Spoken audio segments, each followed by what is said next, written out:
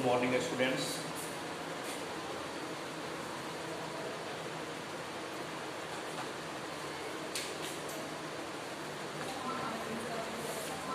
Physics first part में आप देखेंगे बल तथा न्यूटन के गति के नियम। बल तथा न्यूटन के गति के नियम। देखिए बेटा, बल क्या होता है? बल क्या है? बल वो धक्का या खिंचाव है जो किसी वस्तु की अवस्था में परिवर्तन कर देता है या परिवर्तन करने के लिए प्रयत्नशील रहता है।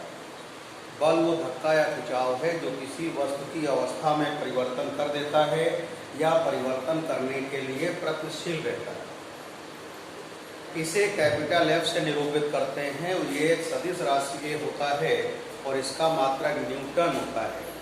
एमकेएस सिस्टम में इसका मात्रक होता है किलोग्राम मीटर पर second square and CGS system में होता है ग्राम सेंटीमीटर पर सेकेंड स्क्वायर होता है। तो देखिए, किसी पिंड का द्रव्यमान m है और त्वरण a है, उसका बल होगा F बराबर m। राशि है बेटा ये सदिश। कैसी राशि है? सदिश राशि। मात्रक एमकेएस सिस्टम में एमकेएस न्यूटन या किलोग्राम मीटर पर सेकेंड स्क्वायर। सीजीएस में इसका यूनिट होता है बेटा डाइन या ग्राम सेंटीमीटर पर सेकेंड स्क्वायर। और बल दो प्रकार का होता है, एक संतुलित बल, दूसरा असंतुलित बल। संतुलित बल क्या होता है? यदि किसी पिंड पर एक से अधिक बल आरोपित हो और उनका परिणामी बल शून्य होता है तो उसे कहते हैं संतुलित बल। और अगर किसी पिंड पर आरोपित बलों का परिणामी बल क्या होता है? शून्य नहीं होता है, तो उसे क्या कहते हैं? आप असंतुलित बल कहते हैं। क्या कहते हैं बेटा? असंतुलित बल कहते हैं। तो मैंने बताया बल क्या है। बल वो धक्का या खिंचाव है तो किसी वस्तु की अवस्था में परिवर्तन कर देता है या परिवर्तन करने के लिए प्रयत्नशील रहता है। इसे F से निरूपित करते हैं। इसका मात्रक एमकेएस सिस्टम में न्यूटन किलोग्राम मीटर पर सेकेंड स्क्वायर, सीजीएस में डाइन या ग्राम सेंटीमीटर पर सेकेंड स्क्वायर होता है। और आप ध्यान दीजिएगा, ये एक सदिश राशि होती है। इसके बाद देखिएगा, ये दो प्रकार का होता है, एक संतुलित एक असंतुलित बल। संतुलित बल क्या है? जो किसी वस्तु की अवस्था में यदि किसी वस्तु पर एक से अधिक बल लगे हों, उनका परिणामी बल शून्य होता है तो वो संतुलित है। अगर नहीं शून्य होता है तो क्या? असंतुलित है। इसके बाद देखिए संवेग क्या होता है। संवेग क्या है बेटा? संवेग आपका क्या होता है? ध्यान दीजिएगा, किसी पिंड के द्रव्यमान और वेग का गुणनफल संवेग कहलाता है। इसे कैपिटल P से निरूपित करते हैं। इसे रेखीय संवेग भी कहते हैं। इसका मात्रक होता है बेटा, मात्रक है किलोग्राम मीटर पर सेकेंड। राशि होती है बेटा ये सदिश। ये सदिश राशि है। कैसी राशि बेटा? ये सदिश राशि है। इसके बाद देखिएगा विमीय सूत्र क्या होगा इसका। विमीय सूत्र क्या है? ध्यान दीजिएगा, किलोग्राम मीटर पर सेकेंड, यानी कि ml/t। तो ये होगा ml/t की पावर -1। बात समझ में आ गई? तो ये आ गया बेटा आपका संवेग। संवेग क्या होता है कैसे समझेंगे? किसी पिंड के द्रव्यमान और वेग का जो गुणनफल होता है उसे संवेग कहते हैं। कैपिटल P से निरूपित करते हैं। मात्रक किलोग्राम पर मीटर पर सेकेंड, राशि सदिश, विमीय सूत्र किलोग्राम मीटर पर सेकेंड होता है और विमीय सूत्र ml/t-1 होता है। बात समझ में आ गई बेटा? तो ये था संवेग, बल और संवेग। इसके बाद देखिए न्यूटन के गति विषयक नियम। न्यूटन का गति विषयक प्रथम नियम।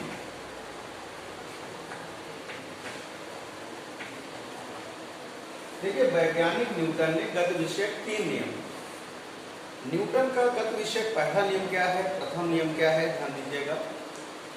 न्यूटन के गति विषयक प्रथम नियमानुसार यदि कोई वस्तु विरामावस्था में है तो सदैव विरामावस्था में ही रहेगी। अगर वो सदिश अवस्था यदि वो गति की अवस्था में है तो सदैव गति की अवस्था में रहेगी। वैज्ञानिक न्यूटन के गति विषयक प्रथम नियमानुसार यदि कोई वस्तु विरामावस्था में है तो सदैव विरामावस्था में रहेगी, तब तक जब तक कि उस पर कोई बाह्य बल आरोपित करके उसकी अवस्था में परिवर्तन न कर दिया जाए। यदि कोई वस्तु गति की अवस्था में है तो सदैव गति की अवस्था में रहेगी जब तक उस पर कोई बाह्य बल आरोपित करके उसकी अवस्था में परिवर्तन न कर दिया जाए।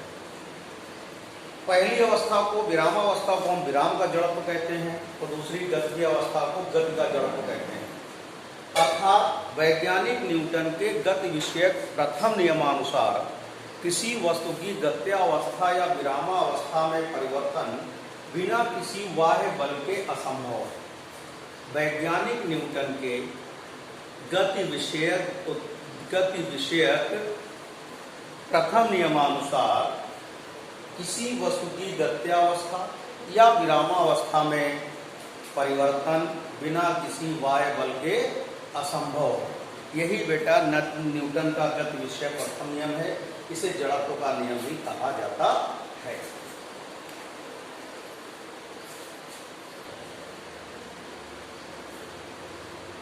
अब देखिए बेटा न्यूटन का गति विषयक प्रथम नियम, न्यूटन का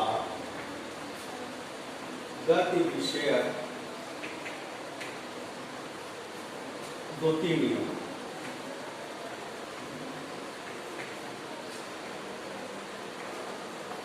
न्यूटन का गति विषयक द्वितीय नियम क्या होता है बेटा?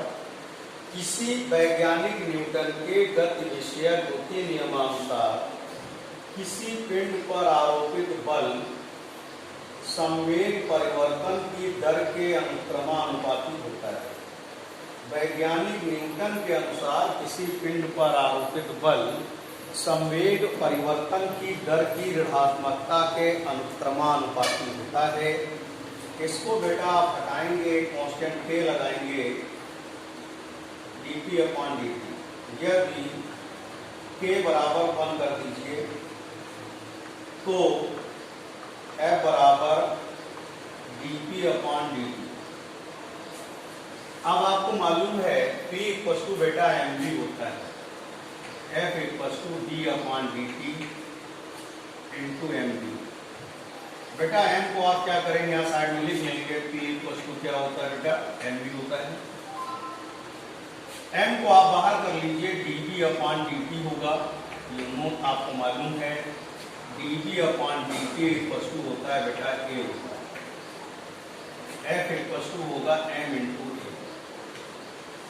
तो देखिएगा न्यूटन के गति विषयक प्रथम नियमानुसार न्यूटन की गति विषयक द्वितीय नियमानुसार किसी पिंड पर आरोपित बल संवेग परिवर्तन की दर के अनुक्रमानुपाती होता है, यानी F proportional to dt upon dt। एक कांस्टेंट k लेंगे, F equal to k dt upon dt। k equal to 1 कर देंगे तो F बराबर dt अपॉन dt होगा। P की वैल्यू mv रखेंगे, हम कांस्टेंट हम बाहर कर देंगे, dv अपॉन dt क्या होगा, एक्सेलरेशन यानी त्वरण हो जाएगा। तो F बराबर कितना होगा, ma आ जाएगा। ये बेटा न्यूटन का गति विषय क्या है, आपका द्वितीय नियम है। अब इसी में एक बात समझें बेटा ध्यान से, F equal to m d upon dt into mv। इसको फर्स्ट फंक्शन और सेकंड फंक्शन मान के अगर आप डिफरेंशिएट करेंगे तो f इक्वल टू आएगा first function differentiation of second function plus second function differentiation of first function. बेटा dv अपॉन dt क्या होता है, a होता है, ये f बराबर ma कर देंगे, और plus b into dm upon dt। dm upon dt का द्रव्यमान परिवर्तन की दर है। बेटा यदि कहीं पर द्रव्यमान नियत होता है तो आप इसका यूज करेंगे, और अगर द्रव्यमान परिवर्तित होता है तो आप इसका यूज करेंगे। द्रव्यमान अगर देखेगा केस फर्स्ट, अगर द्रव्यमान परिवर्तित हो रहा है, द्रव्यमान नियत है, तो F1 बराबर ma का प्रयोग करिए। और केस सेकेंड, यदि द्रव्यमान आपका बदल रहा है तो ये आएगा आपके पास d इंटू dm अपान dt। dm अपान dt मतलब द्रव्यमान परिवर्तन की दर। जैसे द्रव्यमान निम्न से बदलता है, जैसे जब कोई पिंड या कण प्रकाश के वेग से गति करता है तो उसका द्रव्यमान ऊर्जा बदल जाता है आइंस्टीन के द्रव्यमान ऊर्जा समीकरण के द्वारा। दूसरा, रॉकेट की गति, जैसे ईंधन कम होता है उसका मास कम होने लगता है। तीसरा है फॉलिंग रेन ड्रॉप, यानी बरसात की गिरती हुई एक बूंद। और जब फौहार करते हैं, जैसे फौहारा डाला जाता है, ठीक है, तो उसमें बरसात जो बूंदें होती हैं जल की या किसी भी द्रव की होती हैं, तो उनका क्या कहते हैं, द्रव्यमान परिवर्तित होता रहता है।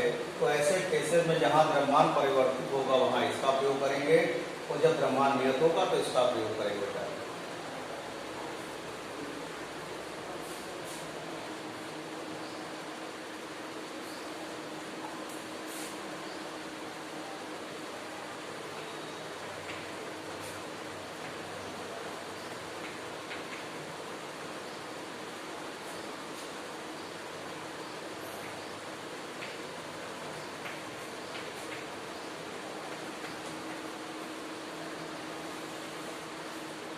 देखिए बच्चा, आप देखेंगे न्यूटन का गतिविषयक प्रति नियम क्या होता है। न्यूटन के गति नियम होता है कि एक वस्तु दूसरी वस्तु पर जितना बल लगाती है, पहली वस्तु भी उतनी दूसरी वस्तु पर उतना ही बल लगाती है, लेकिन परिमाण बराबर होता है, दिशा में विपरीत होता है। अर्थात प्रत्येक क्रिया के विपरीत प्रतिक्रिया होती है। यही आपका क्या कहते हैं, न्यूटन का गतिविषयक प्रति नियम। वैज्ञानिक न्यूटन के गति विषयक प्रति नियमानुसार जब एक वस्तु दूसरी वस्तु पर जितना बल लगाती है, दूसरी वस्तु भी पहली वस्तु पर उतना ही बल लगाएगी, परिमाण में समान लेकिन दिशा में क्या होगा, विपरीत होगा। यही न्यूटन का गति विषयक प्रति नियम है। अर्थात प्रत्येक क्रिया के विपरीत प्रतिक्रिया होती है, और यही इसे क्रिया प्रतिक्रिया का नियम यानी एक्शन रिएक्शन लॉ भी कहते हैं। ऐसे आप बंदूक से गोली चलाते हैं तो गोली आगे जाती, बंदूक पीछे हटती, ये क्रिया प्रतिक्रिया, बात समझ में आई। तो ये न्यूटन का गति का प्रति नियम है। जब किसी वस्तु पर आप बल लगाएंगे तो वस्तु भी आप पर उतना ही बल लगाएगी, लेकिन विपरीत दिशा में। यही न्यूटन का गति विषयक प्रति नियम होता है बेटा। Thank you.